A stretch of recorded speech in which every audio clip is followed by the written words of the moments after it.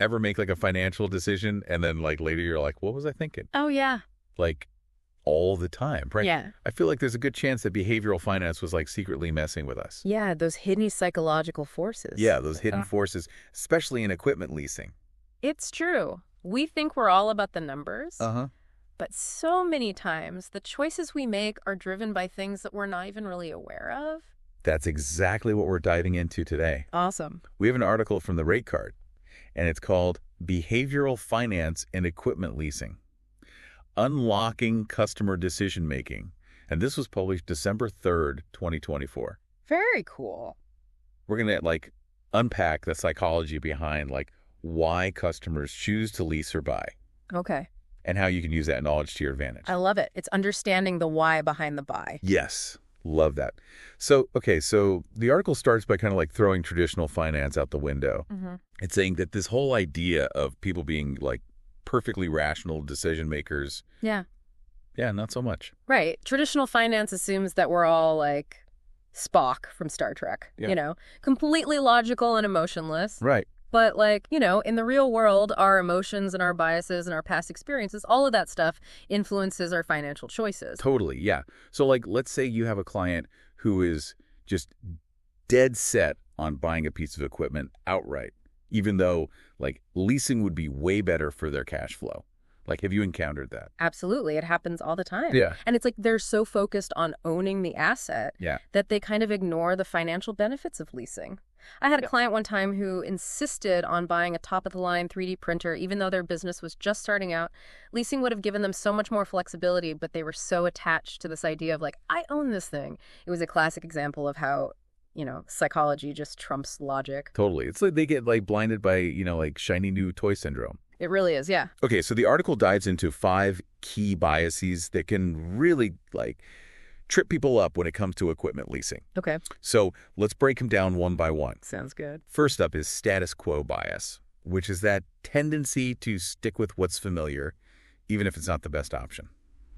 So how does this play out in equipment leasing? Well, you'll find that even if leasing offers some clear advantages like lower upfront costs, maybe some flexibility, customers may resist simply because they've always bought equipment. It's like that if it ain't broke, don't fix it mentality. But sometimes ain't broke is still costing you money. Right. So how do you kind of like nudge those clients towards leasing? I think the key is to make the transition as like smooth and painless as possible. So emphasize how easy the leasing process is. Maybe give them a step-by-step guide, offer them some low-risk entry points like flexible lease terms.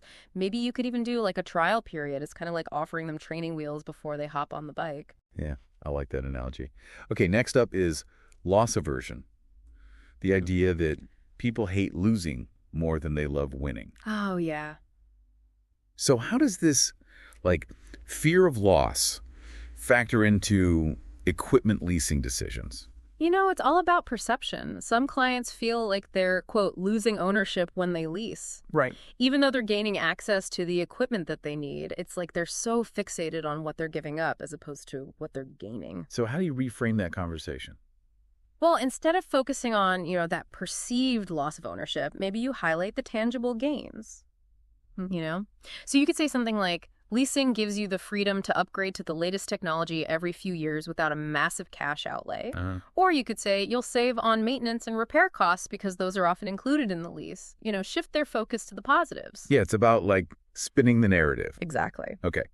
So we've tackled status quo bias and loss aversion. Okay. What's the next psychological hurdle we need to clear? The next one's called anchoring bias. And this one is all about how the first piece of information that we receive can really skew our perception of value. Okay, give me an example. So imagine a client, they walk in and they have a specific purchase price in mind for a piece of equipment. Yeah. They saw it advertised somewhere or whatever. Sure. And now they're fixated on that number.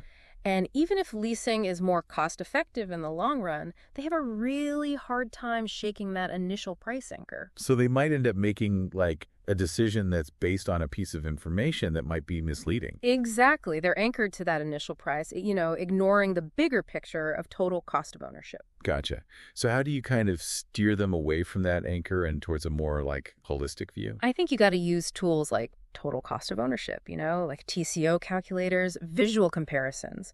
Show them side by side, like how buying versus leasing will impact their bottom line over time. Don't just tell them, show them. Visuals are so powerful. They are, yeah. Okay, what's next on our list of biases? Next up, we've got hyperbolic discounting, and this one's all about instant gratification. Oh, yeah, I know this one all too well. Yeah. I'm very familiar with the siren song of buy now, pay later. Yeah, we all are, right?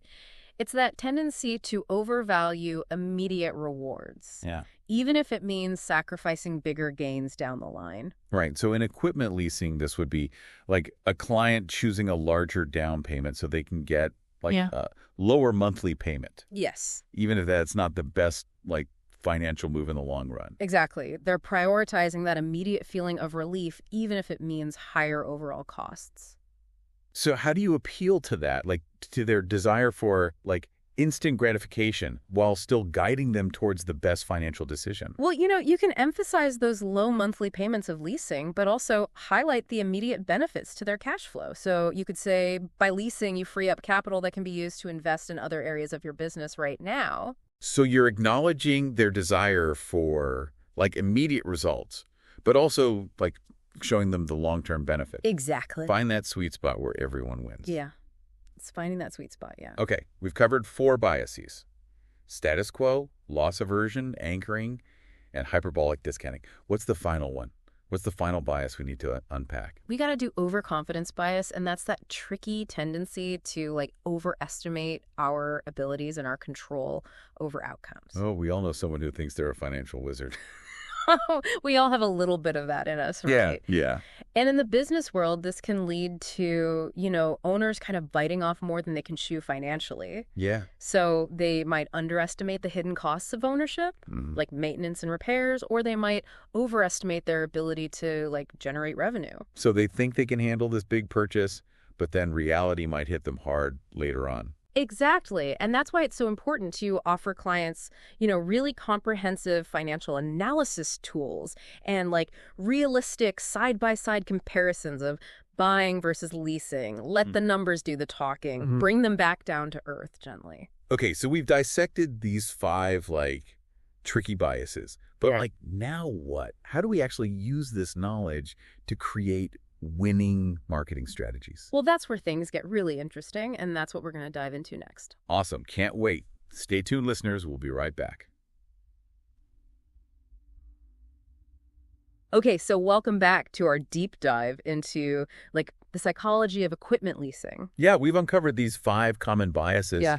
that really can influence how people make financial decisions. Totally. So now let's like take these insights and turn them into like serious marketing magic. Yeah. So the article highlights like 3 strategies: hyper-personalization, visual storytelling, and social proof. Yeah. That can help us like really connect with those clients on a whole other level. It's about going beyond like that, generic sales pitch Uh-huh. and really tapping into the power of psychology. Yeah, love that.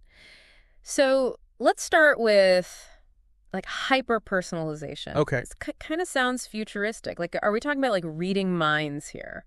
Not quite mind reading, Okay. but it's about like getting as close as we can to understanding Uh-huh. the needs and motivations of each individual client. Gotcha. So instead of sending out the same message to everyone, we can tailor the communication Okay. based on their specific pain points Uh-huh. or psychological profiles.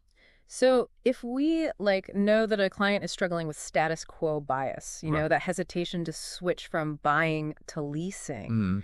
how would we maybe like tweak our message? You could highlight like case studies Yeah. of other businesses, Huh. maybe even in their industry, who made the switch Okay. and saw some significant benefits. Show them that they're not alone Right. and that change can be a good thing. Yeah. Social proof in action. There you go. So, okay, I'm starting to see the power of this, but how do we like actually gather that data to create these like hyper-personalized campaigns? Like we can't peek into their brains. Right. Well, we can like analyze, website traffic, Uh-huh. social media engagement, Okay. maybe look at their past interactions to see what kind of content are they consuming, Uh-huh. what products are they clicking on, Right. how are they responding to different messaging. So it's like they're leaving like a trail of digital breadcrumbs Yeah. that we can follow. Exactly. That's fascinating. So we can use that to create targeted campaigns. Yes. That really speak to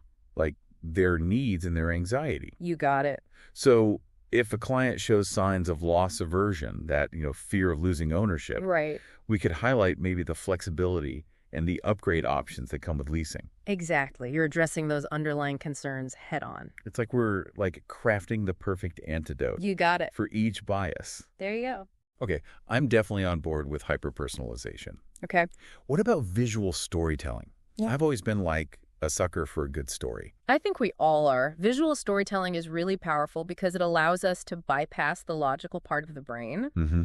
and appeal directly to emotion. Okay. It's about using images, Yeah. infographics, videos Uh-huh. to communicate complex financial information. Okay. But do it in a way that's engaging and memorable. So instead of like overwhelming them with like numbers and spreadsheets, Right. we can maybe create a short animated video that explains like the benefits of leasing in a simple, relatable way. Exactly. Or you could use like an interactive infographic Right. that lets them play with different scenarios and see how leasing would impact their bottom line. People love to see like how things work visually. It makes those like, abstract financial concepts like more tangible, Yeah. less intimidating. Exactly. And don't forget, our brains process visuals so much faster than text. Right. So we can make a bigger impact in a shorter amount of time. It's like giving their brains a shortcut. Yeah, exactly. I love it. Okay, let's move on to the final strategy, social proof. Okay. I'm a firm believer in like the power of testimonials Yes. and recommendations. Social proof is incredibly powerful Yeah. because it taps into that innate human desire to like conform Yeah. and follow the crowd. Right. We're way more likely to make a decision if we see that other people have done the same thing Yeah, and had a positive experience. totally. So how can we like leverage social proof in the like equipment leasing world? Well, you could showcase like testimonials from satisfied clients, Okay. highlight the specific benefits that they've experienced through leasing. Uh-huh. So, for example, you could say something like, leasing allowed us to upgrade to the latest equipment without breaking the bank, and our productivity has skyrocketed. Yeah, those like real world examples Yeah, make a huge difference. they do, yeah. And you can go even further with like detailed case studies that Okay. really demonstrate the financial impact Okay. of leasing. Uh-huh. Numbers speak volumes, especially when they're attached to a relatable success story. It's like saying, don't just take our word for it. Right. Look at what these companies have achieved. Exactly. And don't underestimate like the power of like peer-to-peer influence. Yeah. So if a client is hesitant, maybe connect them with a business owner Right. in their industry Mhm. who's had a positive experience with leasing. That's a great idea. Yeah. Like hearing it from someone they can relate to Yeah. can be so persuasive. It can be. It's about like building that trust Uh-huh. and credibility through those shared experiences. So I'm starting to see how all three of these strategies, Yeah. hyper-personalization, visual storytelling, social proof, like all work together Yeah. to create a more compelling, persuasive experience for the client. Yeah. I mean, they each tap into different psychological triggers. But the goal is the same. Yeah. Connect with those clients on a deeper level Mhm. and make the decision to lease feel like, like a no-brainer. Yeah. Make it easy. Yeah, make it easy. Okay. So we've like armed ourselves with some like serious marketing firepower. We have. What's next? It's time to put these strategies into action. Okay. We'll explore how to apply this knowledge in the real world Uh-huh. and how to turn those insights into closed deals. Awesome. I can't wait. Stay tuned, listeners, because we're about to like unlock the secrets to mastering the psychology of equipment leasing. And we are back for the final part of our deep dive into behavioral finance in equipment leasing. Yeah, it's been quite a journey so far. It really has. Like we, went from understanding those hidden psychological forces to like, exploring some seriously creative marketing strategies. It really has been a journey through the landscape of the human mind. It has. So let's like bring it all home. Okay. Remember those 5 key biases that we talked about? Status quo bias. Yeah. Loss aversion, anchoring bias, Mhm. hyperbolic discounting. Yep. And overconfidence bias. Those are the, the hidden forces shaping all your clients' decisions. Totally. And I'd like the beauty of it is, once you're aware of these biases, Right. you can adapt your entire approach to equipment leasing. I agree. Like, from how you frame your initial conversations to how you structure your marketing campaign. You basically have a secret code book now for understanding customer behavior. It is. It's like a secret weapon. It is, yeah. And we've explored 3 really powerful strategies for putting this knowledge into action. We have. Hyper-personalization. Yeah. So tailoring, our messaging Right. to individual clients' needs and psychological profiles. Visual storytelling, where we're using images, videos, and interactive tools to make complex information, more engaging and memorable. Yeah. And then social proof, where we're leveraging those testimonials, case studies, and peer-to-peer influence to really build that trust and credibility.